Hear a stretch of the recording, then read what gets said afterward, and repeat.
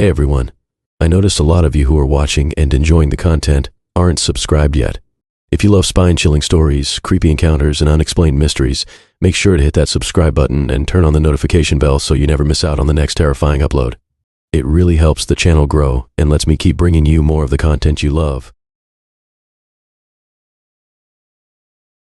It's hard to know where to start, so I'll just dive right in. I need to get this out before I completely lose it. I don't think anyone would believe me, but here it is anyway. It all started right after my breakup.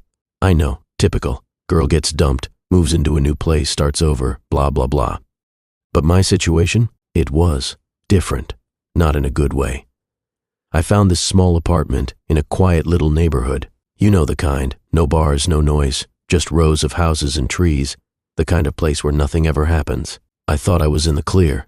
I thought it was going to be my calm before the storm. I couldn't be more wrong. It had only been a few weeks since I moved in when I noticed it. That's when things started to get weird.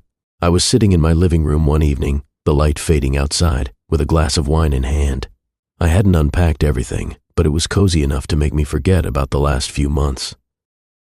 I just wanted to relax, take a deep breath, and pretend everything was normal again. I mean, what else can you do when your entire world comes crashing down? That's when I saw it, the house across the street.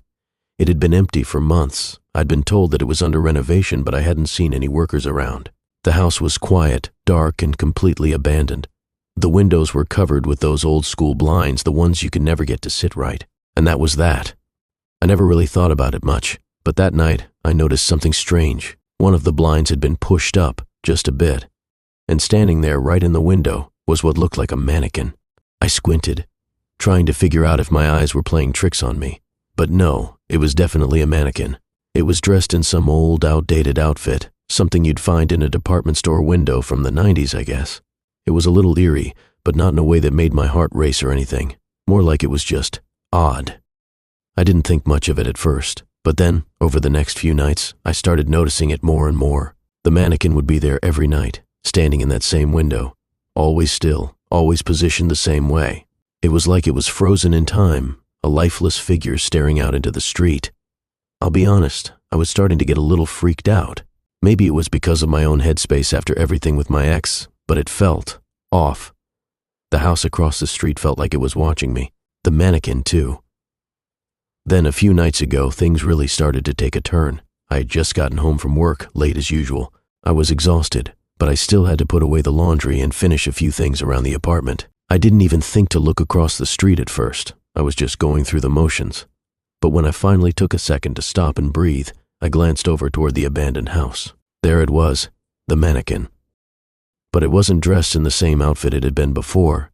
No, this time it was wearing something different, my outfit, the one I wore the day my ex and I broke up.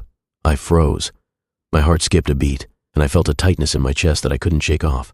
I knew it wasn't a coincidence. There was no way.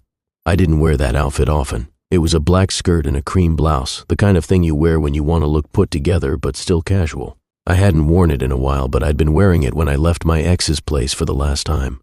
I don't even know why I still had it. I tried to convince myself that it was just my imagination, that the mannequin just so happened to be wearing something similar. I thought maybe it was just some weird coincidence. But I couldn't shake the feeling that it was more than that. It felt too personal, too specific. The next morning, I couldn't help but look out the window as I got ready for work, and sure enough, the mannequin was still there. But this time it was wearing something else. It was wearing my pajamas, the ones I'd worn the night before. I almost dropped my toothbrush. My stomach twisted. I couldn't breathe. My brain scrambled for an explanation. I was trying to make sense of it, but I couldn't. I hadn't told anyone what I'd worn to bed the night before, and the blinds were shut tight all night, so there was no way anyone could have seen me. That's when the paranoia really set in. I couldn't stop myself from looking out that window every chance I got. It was like I was drawn to it. The mannequin was always there, standing in that window, dressed in my clothes. The whole thing felt like someone was messing with me, like they were trying to send a message. I even went across the street once. I wasn't sure what I was hoping to find, but I needed to see it for myself. The house was as silent as always, just sitting there, dark and empty. I tried the front door, but it was locked. I peeked through the windows, but there was nothing inside, nothing except for dust and a few broken pieces of furniture. I still couldn't shake the feeling that something was wrong, though. That mannequin, whoever or whatever it was, had to be connected to the house. It wasn't just some random display. It had a purpose. And that purpose was to mess with my head. I didn't know what to do. I was too scared to stay, but I didn't want to leave either. I mean, how do you explain something like this to someone? I couldn't. But then, the strangest thing happened. The next morning, I woke up, not from an alarm, but from the sound of heavy footsteps outside. Someone was moving around.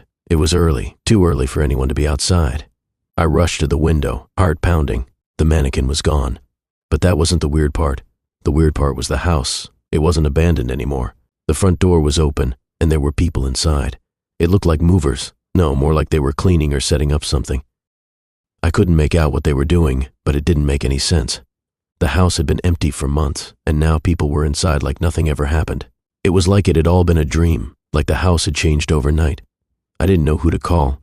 The police, maybe? But who would believe me? What would I even say? Hey, so I've been watching this mannequin in a window across the street, and it's wearing my clothes, and I think someone's messing with me?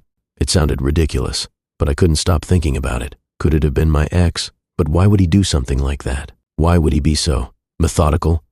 He was a weird guy, sure, but I didn't think he was capable of something like that. I didn't know what to do.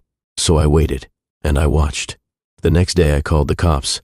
I don't know what I expected them to do, but I had to try. They came over, poked around the house, and asked me a few questions. But when they checked the windows and walked around the property, they found nothing. The house was empty again. No mannequin, no weird people, nothing at all. They couldn't explain it, and neither could I. It's been a week since all of this happened. I don't know what's real anymore. I don't know if I'm just losing my mind or if someone's out there messing with me. I haven't seen the mannequin in the window since that day. But I don't feel safe here. I don't feel safe anywhere. And the worst part, I just found out something about my ex. He used to work as a window dresser at a department store. He'd always been obsessed with displays, with making everything look perfect. Maybe he never stopped. Maybe he was always planning something like this. But I still can't wrap my head around it. All I know is that the mannequin is gone now, but something tells me it's not over, and I'm still waiting for it to come back. I'm still not sure if I should even tell anyone this, but I guess I need to get it out. I mean, who am I supposed to talk to about something like this? No one would believe me, right? But if I don't say it, I'm just going to keep replaying it in my head forever. Okay, so here it goes. I had just gone through this horrible breakup. Jennifer was, let's just say, intense. You know the type. Always overbearing, super clingy, couldn't take no for an answer. I won't get too deep into it. But let's just say I got the hell out of that relationship after months of her showing up at my place uninvited, texting me way past the point of normal. She would leave things at my door, drop by just to check in, and it made me feel like I was suffocating. So I packed up my stuff and bounced, hoping that a change of scenery would help me get my life back on track. I decided to go away for a while, take a solo trip, you know? Nothing too fancy, just a weekend at some random hotel in the middle of nowhere. I figured I could clear my head, sleep in a bed that wasn't my own, eat food I didn't have to cook. No distractions. I didn't even want to talk to anyone, just wanted to disconnect for a bit. So I drive out to this small town, the kind of place where everything's a little too quiet, where you could walk down the street and not bump into a single soul for hours. It was the kind of peace I needed, away from everything. I get to the hotel, nothing fancy, a couple of stories tall, looked like it had been around for decades. The kind of place that looked old but cozy, almost nostalgic. I parked, walked up to the front desk and figured I'd grab my key, head up to my room and just zone out for a few days. But when I get to the desk, the receptionist gives me a weird look. She handed me 2 key cards. I stopped, looked at her and said, no, I'm by myself. She blinked, then kinda hesitated before saying, your wife checked in earlier. She said she'd be waiting in your room. My stomach flipped. A wife? I don't even have a wife. I had to remind her, but she kept insisting that I had checked in with someone. Her face was all confused, like I was messing with her, but I wasn't. I'd specifically booked a room for one person. I wasn't stupid. I could tell when someone was lying, and something about her tone wasn't right. Like maybe she was just confused, or maybe something was off. Still, I thought I was just being paranoid. The whole situation felt weird, but I brushed it off. I told her I didn't have a wife and was traveling solo, then grabbed the keys and walked away. But there was something in the back of my mind, some kind of nagging feeling I couldn't shake. I made my way up to my room 314 on the 3rd floor. The hotel had that old, musty smell in the hallway, the kind that you can't ever quite get rid of, even if you vacuum every inch of the carpet. I got to my door, slid the keycard in the lock, and pushed it open. I didn't notice anything off at first, just a standard hotel room. Queen-sized bed, a chair in the corner, a desk. The TV looked like it was straight out of the 90s, but whatever. I didn't care. I just wanted to crash. I threw my bag on the bed and started to unpack. Then I caught a glimpse of something out of the corner of my eye. Something that didn't belong. There, sitting on the edge of the desk, was a small framed photo. I didn't recognize it at first. I picked it up, and my heart nearly stopped. It was a picture of me and Jennifer. The photo had been taken a while ago, right before we broke up. I didn't know how it got there, but I recognized it. I remembered that night, that dinner. Everything was fine, at least on the surface, and then a few months later, everything fell apart. I hadn't kept that photo. I didn't want it anymore, and I definitely hadn't brought it with me on this trip. It made no sense. I turned the frame over, half expecting to see a note or something like a twisted joke, but there was nothing, just the usual "Made in China" stamp on the back. I set it down on the desk, feeling this tight knot in my chest. It had to be a mistake, right? Maybe I was just going crazy, but why would they put a picture of me with her in the room? I shook it off. I needed to get some sleep. I climbed into bed, set the alarm for the morning, and tried to relax. But I couldn't. Every time I closed my eyes, I kept thinking about that photo. Who would put it there? How did they know it was mine? How did they get it?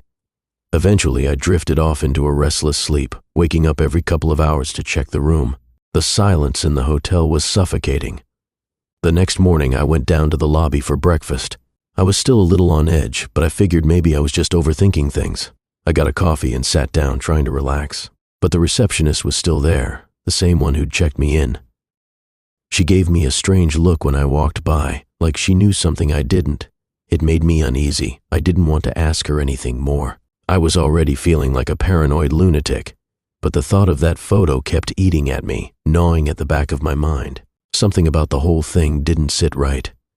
I spent the rest of the day out and about, wandering around the small town, doing whatever I could to avoid thinking about the hotel. I walked for hours, but the strange feeling kept growing. Something wasn't right. I knew it. That night, when I got back to the hotel, I decided to take a closer look at my room. I went over to the desk again to see if the photo was still there. It was, but this time, something had changed. The photo was facing a different direction. It wasn't facing me anymore. Someone had moved it. I turned it back around and froze. It wasn't just the photo that was different. There was a second picture behind it. Another one of me and Jennifer, taken at the same dinner. Only this one was taken from the other side of the room. I didn't remember anyone being there when that photo was taken. I didn't remember anyone else in the room at all. My heart hammered in my chest. I didn't know what to do. The logical part of my brain was screaming at me to leave, to just grab my stuff and get the hell out of there. But the other part of me, the part that was shaking, the part that was terrified, wasn't sure what was real anymore. Was I being paranoid, or was something happening to me that I couldn't explain? I picked up the phone in the room to call the front desk, but when I reached for it, I froze. The line was already open. It was a soft, buzzing sound, like someone was on the other end, just listening. I slammed the receiver down. I didn't know if I could stay there anymore, but I didn't know where else to go. I had nowhere to run. I'd gone there to get away from the chaos, to escape, but now it was following me, and I had no idea how to stop it. The next morning, I checked out. The receptionist was still there, still giving me those weird looks. I didn't care anymore. I just wanted to leave. As I walked out the door, I could have sworn I heard a whisper. Soft, almost inaudible, but it was there. "She'll be waiting for you." I didn't turn around. I didn't want to. I never went back to that hotel. And I never figured out how the hell that picture got there. But the whole thing still haunts me. And to this day, I can't help but think it was Jennifer. Maybe she had followed me there. Maybe she had done it all along. I don't know. But I know one thing for sure. I'm never going on a solo trip again. I've spent the last few days just thinking, trying to piece it all together, but honestly, I'm more confused than ever. I'm still not even sure if what I'm about to tell you is real or if I'm just losing my mind. But I need to get it off my chest. Maybe I'm just trying to make sense of something that doesn't make any sense at all. It all started a week ago. I was sitting on my couch, flipping through the mail, when I came across a plain white envelope. No return address, just my name scrawled on the front. The handwriting was familiar, but it took me a second to figure out who it was from. Elena. I hadn't heard from Elena in years, not since our breakup. In fact, after everything ended, we both kind of just went our separate ways. There were no hard feelings, at least not on my end, It was just one of those relationships that fizzled out. It happens, right? We stayed civil for a while, but eventually I stopped hearing from her altogether, and that was fine. I moved on, she moved on, or so I thought, but there it was, an envelope with her name on it. My heart skipped a beat as I opened it. Inside, I found a wedding invitation. It took me a moment to process what I was holding in my hands. Elena was getting married to someone named Daniel Keller. I didn't even recognize the name, but the strangest thing wasn't even the wedding. It was that I hadn't heard a single thing about this guy in all the years we'd been apart. I didn't even know she was dating anyone seriously. I sat there, staring at the invitation, trying to make sense of it. Why would she send me this? We hadn't spoken in years, and even if we had, why would I be invited? I wasn't exactly the guy she'd want at her wedding. We didn't even end on bad terms, just silent ones. So, why was she reaching out now? I'm not the type of person who jumps to conclusions, but this felt off. So, I did what any reasonable person would do when something's not adding up. I Googled the groom. Daniel Keller. There should have been at least some trace of him, right? Maybe he had a social media profile or something. But when I searched for him, it was like he didn't even exist. No social media, no public records, nothing. The only result was a LinkedIn profile that was suspiciously bare. No picture, no personal details, just a generic page with the name Daniel Keller on it. Okay, this was starting to feel weird. But maybe I was just overthinking it. People have common names, right? Maybe it was a coincidence. But I couldn't stop thinking about it, so I decided to take another step.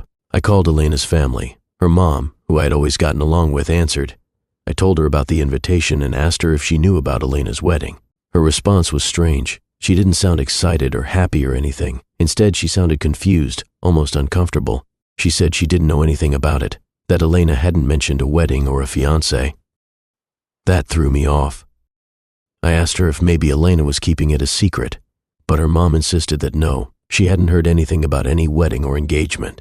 She sounded so sure of herself that it made me feel like I was the one who had lost track of everything, like maybe I missed something big.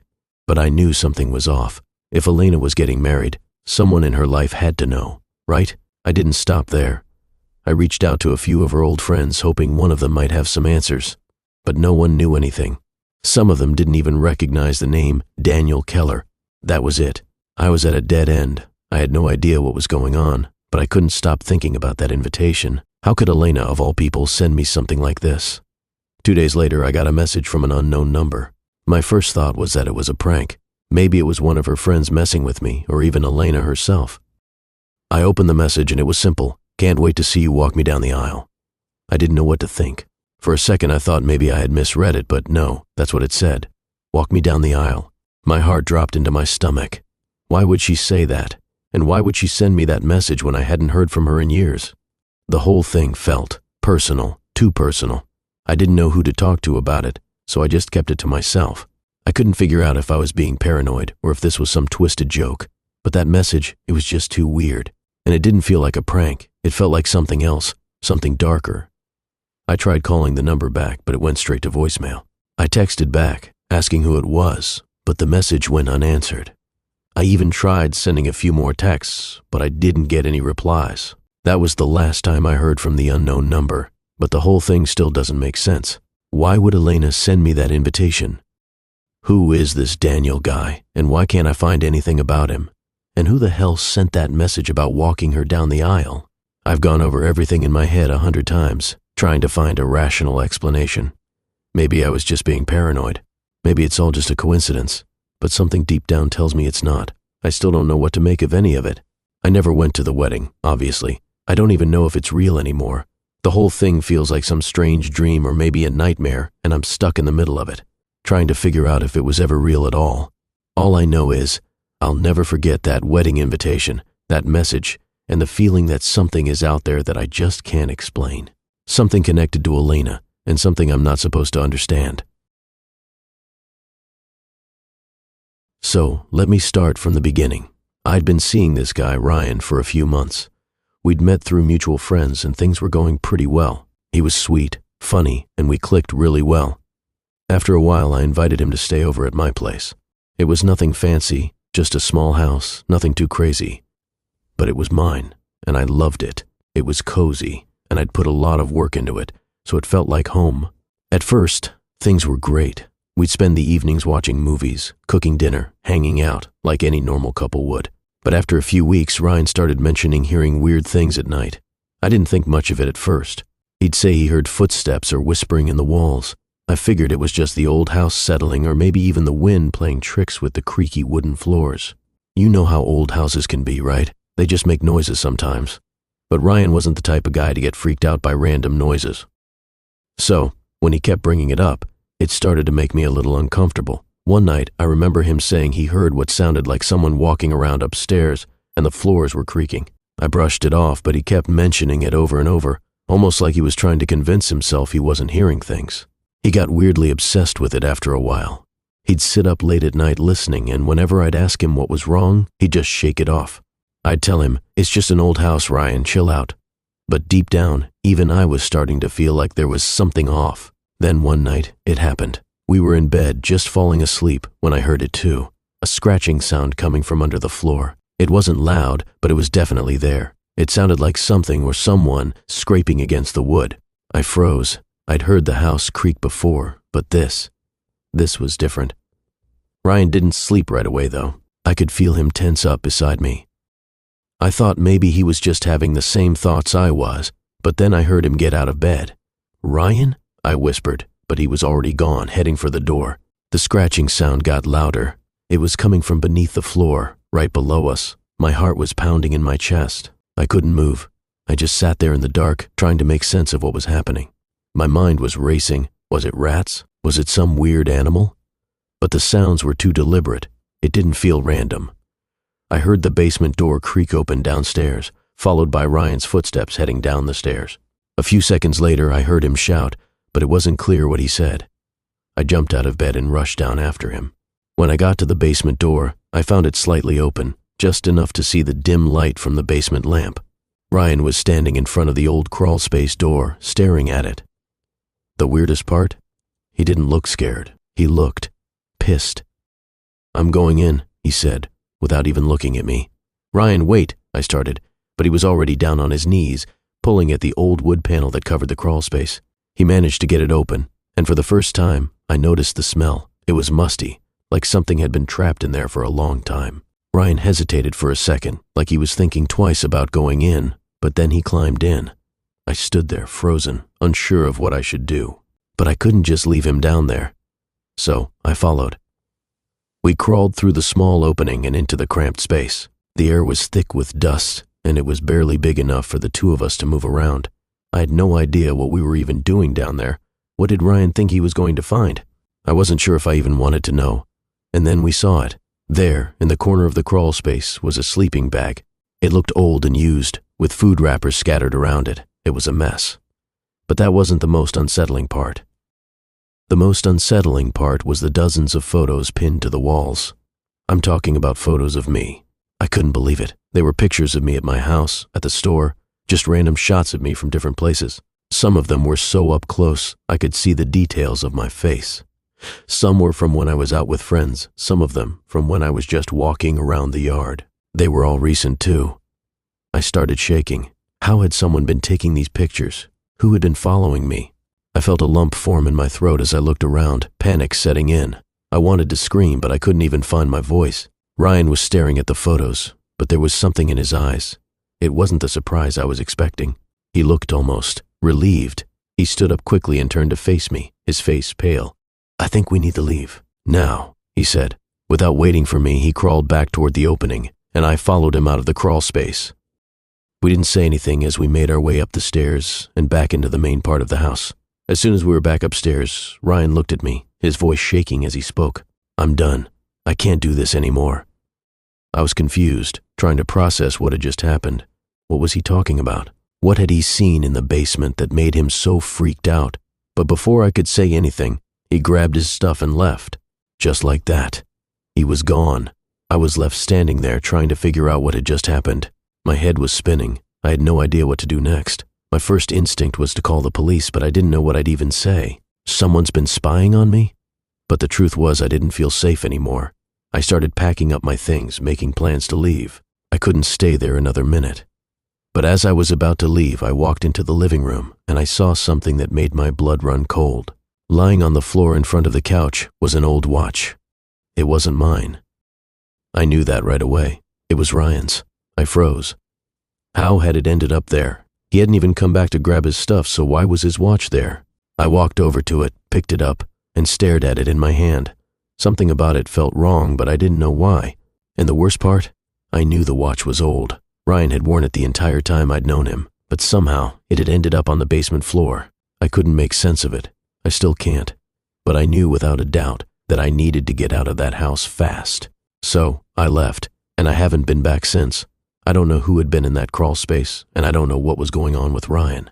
But I can't stop thinking about the watch, and I can't shake the feeling that whatever it was that Ryan found in that basement, it's still there, watching, waiting. Part of me feels like it's some kind of sick joke or a weird glitch in the Matrix. But the other part of me? The part that can't stop thinking about what happened? Yeah, that part knows it was real, and I still don't know how to explain it. So, let me start at the beginning, or at least where I think this whole thing started. A few months ago, I broke up with my girlfriend, Lily. It wasn't a dramatic breakup or anything. We just kind of drifted apart, and I realized I wasn't as into the relationship as I thought I was. She was great, honestly, but it wasn't right anymore. We didn't have that connection, and it felt like we were just going through the motions. So we called it quits. I blocked her on everything right after we broke up. It wasn't because I hated her or anything. It just felt like the easiest way to get some space and move on. You know how it is. Social media just makes it harder to get over someone when you're constantly seeing their posts, their stories, and all that crap. So I blocked her on Facebook, Instagram, Twitter, all of it, the usual. For a few weeks, things were fine. I got on with my life. I hung out with friends, went out to bars, played video games, just the usual stuff. It felt good not having to constantly be reminded of someone I used to date. But then, one day, I got a friend request from a new account on Facebook. I didn't recognize the name, but that's not what caught my attention. No, it was the profile picture. The photo was of me. Yeah, you read that right. Me. I almost didn't believe it at first. I stared at the picture for a few seconds, trying to figure out where it was from. It wasn't some old photo of me from years ago or something that someone had dug up. No, this was from a few hours ago, just a few hours. It was a picture of me sitting on my couch, wearing the exact same clothes I had on right then. The shirt, the jeans, everything. I felt a chill run down my spine, but I quickly brushed it off. It must have been some kind of mistake, right? Maybe someone made a random account and somehow got a hold of a picture of me. But I didn't post that photo anywhere. I hadn't even taken it myself. So, how did someone get it? I tried to ignore the feeling creeping in, telling myself it was nothing. But my gut wouldn't let me drop it. So, I clicked on the account to check out the profile. The name was just some random combination of letters and numbers, nothing that made sense. The bio was empty. No friends, no posts, nothing. Just that photo of me. I'm not gonna lie, I felt uneasy. I didn't accept the request right away. I hovered over the accept button for a few seconds, and something inside me told me not to. But I did it anyway. Curiosity got the best of me, I guess. I clicked accept and sat back, waiting. Nothing happened at first. I expected the account to send me some weird message or try to engage with me in some way, but it didn't. It just sat there, like a ghost account. But something about it felt wrong, and I couldn't shake the thought that maybe I'd made a huge mistake by accepting it. I went about my day trying to push it out of my mind, but every time I went on Facebook or checked my phone, I found myself opening the profile again, looking at that picture. The more I looked at it, the more I started to feel like I was being watched. That night, as I was getting ready to sleep, I checked the account again, and this time, something was different. The profile picture had changed. It wasn't a new photo of me, but it was a different photo that looked like it had been taken in my apartment. It was a picture of my couch, taken from the angle of someone sitting across from it. The couch was empty, but there was something about the angle of the photo that made my heart race. I couldn't figure out how someone had taken it. The worst part? The timestamp. The photo had been taken 5 minutes ago. I stood there, staring at the screen, my stomach twisting. I hadn't even moved since I'd gotten into bed. There was no way someone could have taken that picture unless they were here, in my apartment. I tried to brush it off again. Maybe it was a weird coincidence. Maybe it was just a glitch.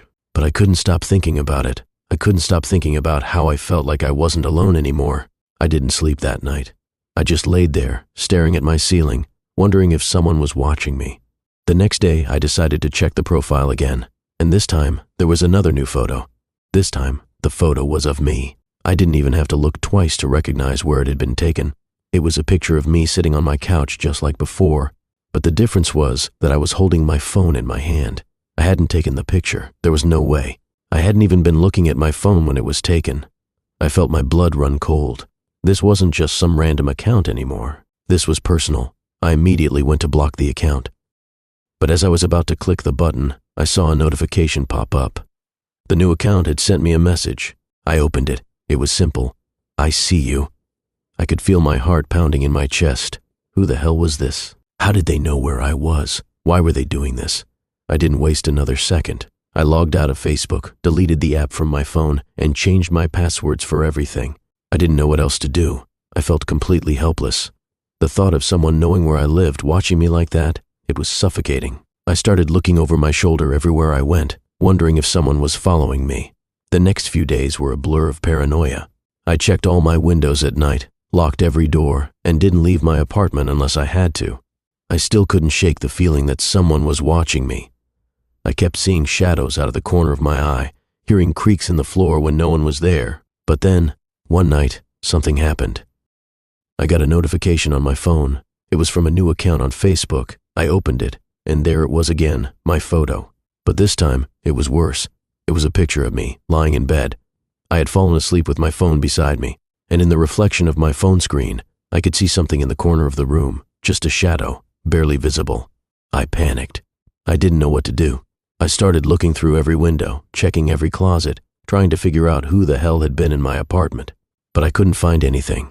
The room was empty. I was alone. I blocked the account immediately, deleted everything, and packed a bag. I stayed at my friend's place that night and haven't gone back to my apartment since. I don't know who is behind the account, but it's been weeks now, and I still haven't gotten that picture out of my head. I don't know if they're still watching me or if they've moved on to someone else. I just know that I haven't felt safe since that night, and I'm not sure I ever will again. It was a pretty normal Friday night when everything started. I had just wrapped up a long week at work, and I was finally ready to unwind. I'd been seeing someone new for a little while now, Megan, and I was starting to like her more than I expected. She was smart, funny, and, most importantly, she didn't give me the same stressful vibe that my ex, Emma, always had. I never realized how suffocating she was until I was out of that relationship. Megan was chill, and I liked spending time with her. That night, we decided to grab some dinner, and then I'd drive her back to her place. Nothing crazy, just a typical date. She lived a little outside the city, so I was getting used to the route and the streets out there. We were both talking and laughing as I drove, the music low in the background. It felt normal. I was about halfway there when something weird happened. My car's GPS, which I had set to her address, suddenly rerouted. I didn't think much of it at first. Sometimes GPS apps mess up, right? They send you on a detour or just take a different route because of traffic or construction. But I noticed that the new destination wasn't anywhere near her place. It was her place. It took me a second to process what I was seeing. The screen flashed, showing me a road I knew all too well, the road that led to Emma's house. It wasn't possible. I had blocked that address everywhere. Why the hell would it send me there?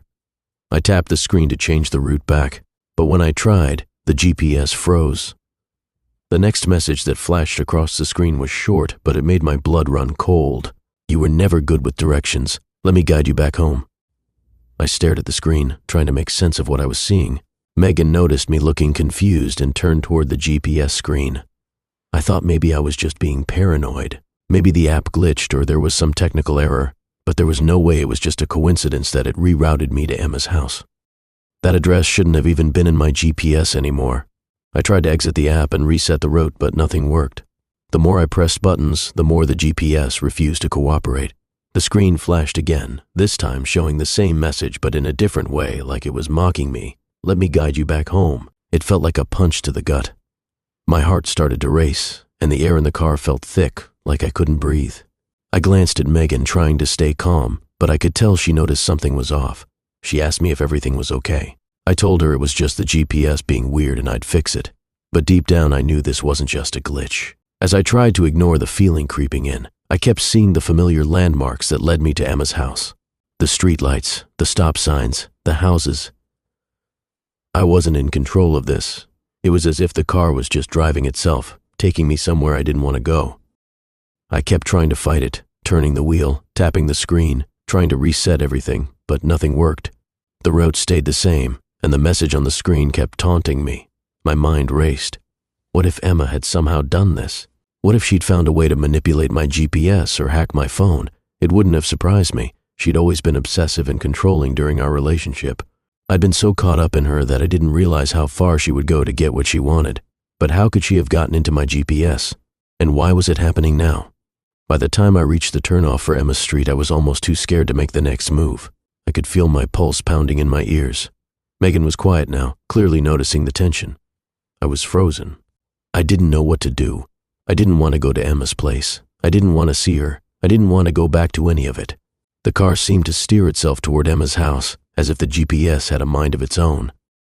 It was like I was trapped in a nightmare I couldn't wake up from. Finally, I made a snap decision and took the next right, heading away from Emma's street.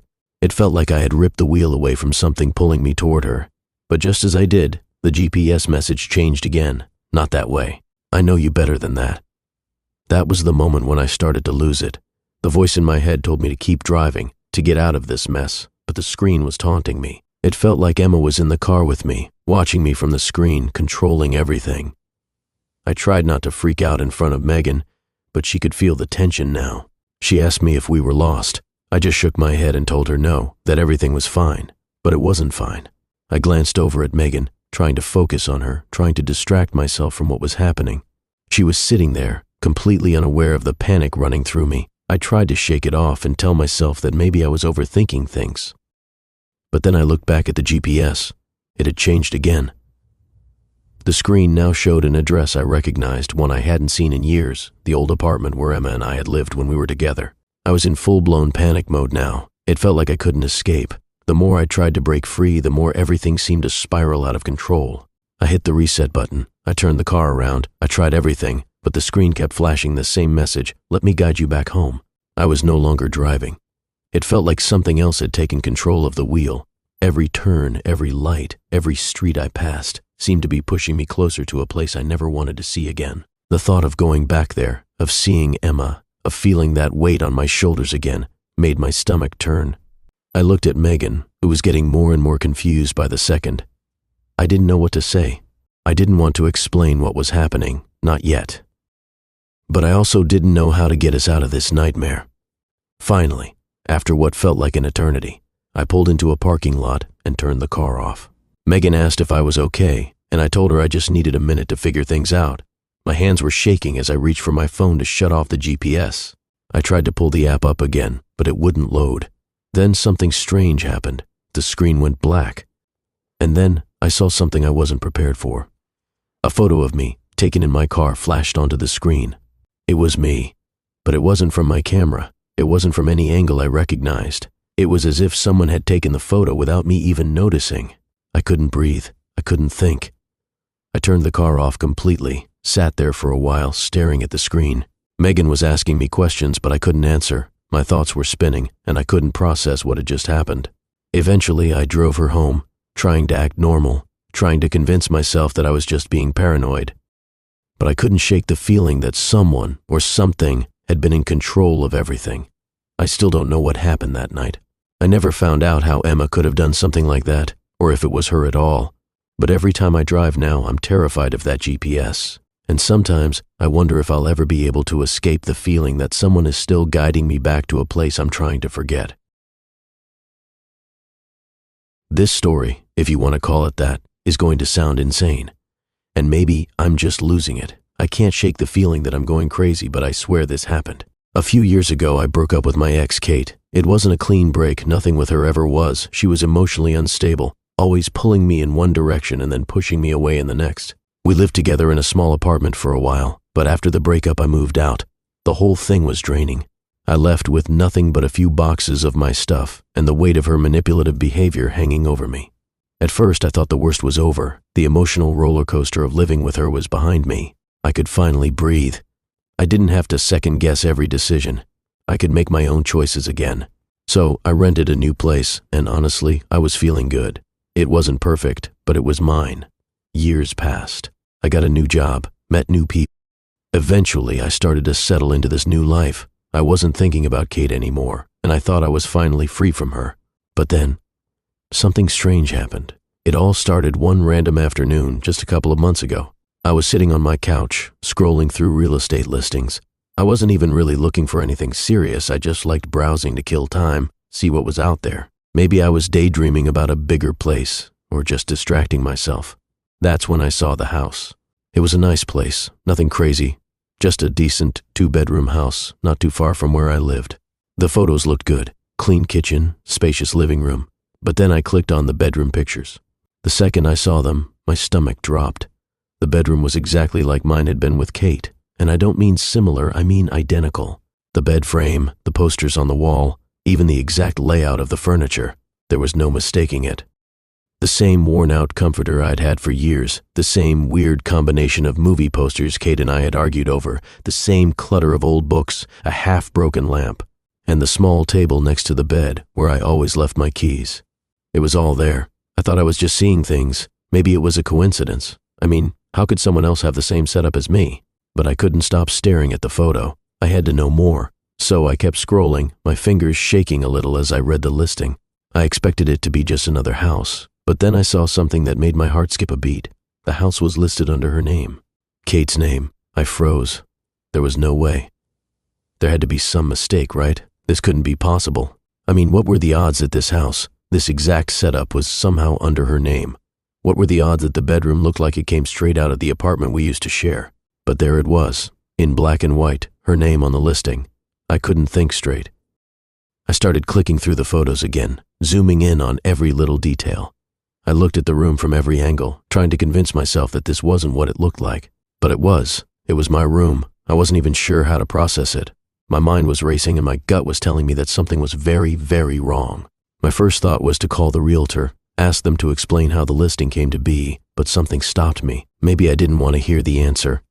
Maybe I was scared that the whole thing was more than just a coincidence. I ended up going back to the listing over and over again, scrolling through those photos in a daze.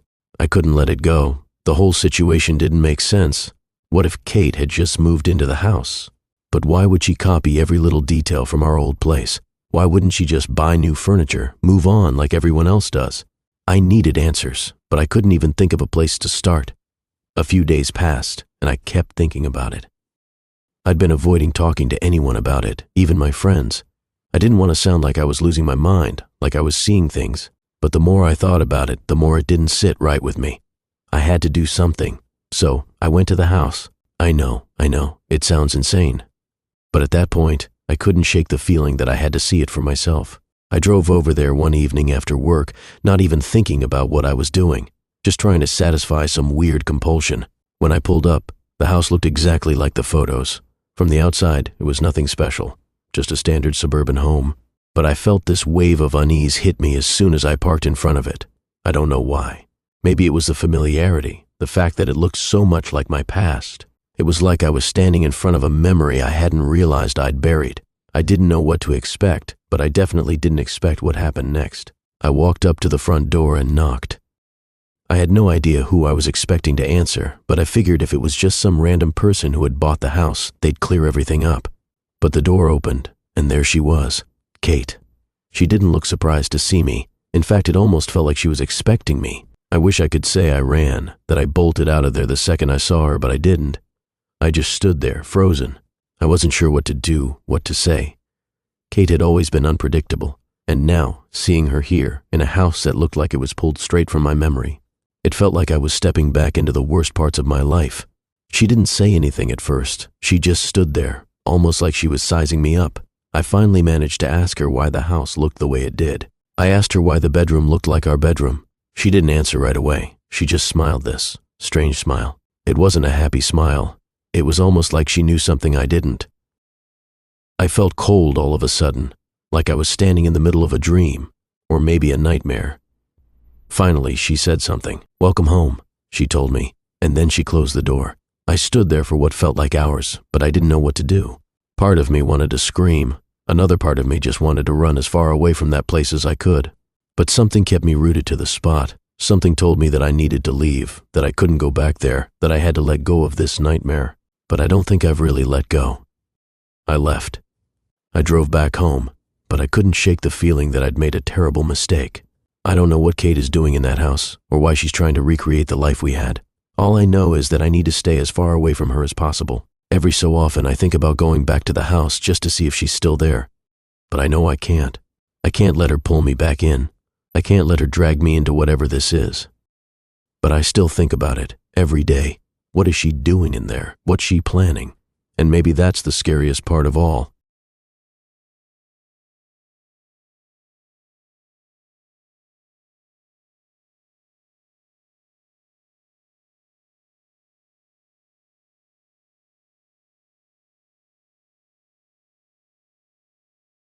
So, let me start from the beginning. I'd been seeing this guy, Ryan, for a few months. We'd met through mutual friends and things were going pretty well. He was sweet, funny, and we clicked really well. After a while, I invited him to stay over at my place. It was nothing fancy, just a small house, nothing too crazy. But it was mine, and I loved it. It was cozy, and I'd put a lot of work into it, so it felt like home. At first, things were great. We'd spend the evenings watching movies, cooking dinner, hanging out, like any normal couple would. But after a few weeks, Ryan started mentioning hearing weird things at night. I didn't think much of it at first. He'd say he heard footsteps or whispering in the walls. I figured it was just the old house settling, or maybe even the wind playing tricks with the creaky wooden floors. You know how old houses can be, right? They just make noises sometimes. But Ryan wasn't the type of guy to get freaked out by random noises. So, when he kept bringing it up, it started to make me a little uncomfortable. One night, I remember him saying he heard what sounded like someone walking around upstairs, and the floors were creaking. I brushed it off, but he kept mentioning it over and over, almost like he was trying to convince himself he wasn't hearing things. He got weirdly obsessed with it after a while. He'd sit up late at night listening, and whenever I'd ask him what was wrong, he'd just shake it off. I'd tell him, "It's just an old house, Ryan, chill out." But deep down, even I was starting to feel like there was something off. Then one night, it happened. We were in bed, just falling asleep, when I heard it too. A scratching sound coming from under the floor. It wasn't loud, but it was definitely there. It sounded like something or someone scraping against the wood. I froze. I'd heard the house creak before, but this was different. Ryan didn't sleep right away, though. I could feel him tense up beside me. I thought maybe he was just having the same thoughts I was, but then I heard him get out of bed.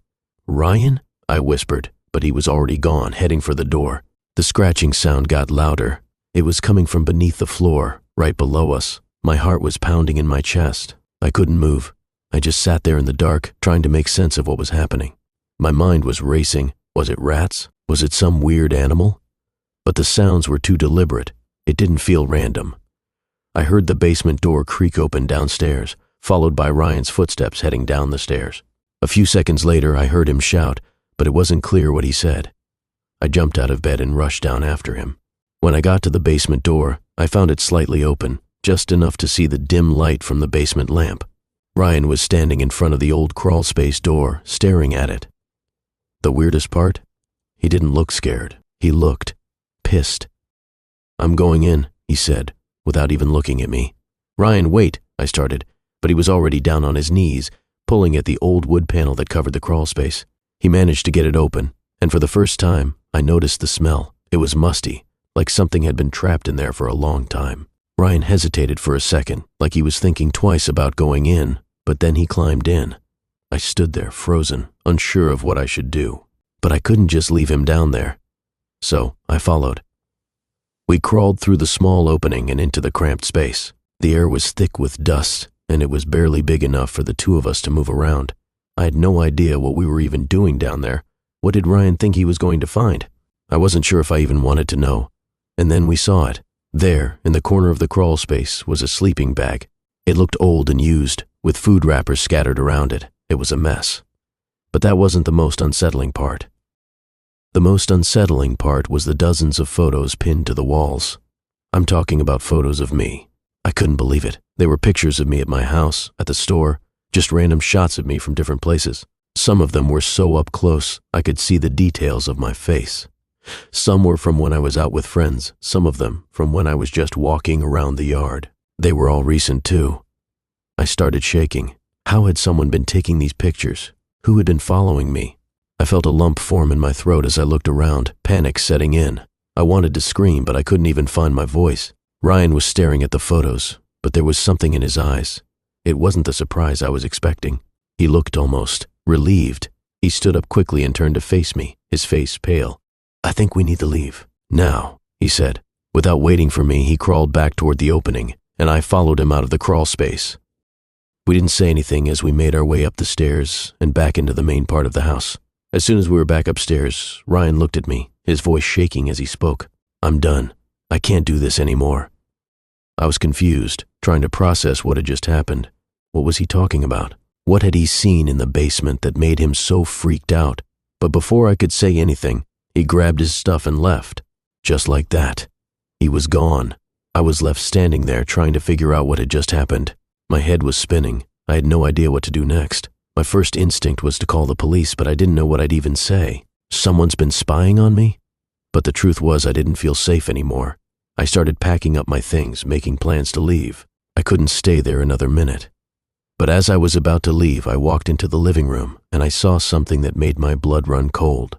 Lying on the floor in front of the couch was an old watch. It wasn't mine. I knew that right away. It was Ryan's. I froze. How had it ended up there? He hadn't even come back to grab his stuff, so why was his watch there? I walked over to it, picked it up, and stared at it in my hand. Something about it felt wrong, but I didn't know why. And the worst part? I knew the watch was old. Ryan had worn it the entire time I'd known him, but somehow it had ended up on the basement floor. I couldn't make sense of it. I still can't. But I knew without a doubt that I needed to get out of that house fast.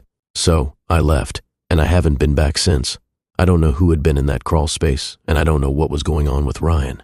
But I can't stop thinking about the watch, and I can't shake the feeling that whatever it was that Ryan found in that basement, it's still there, watching, waiting,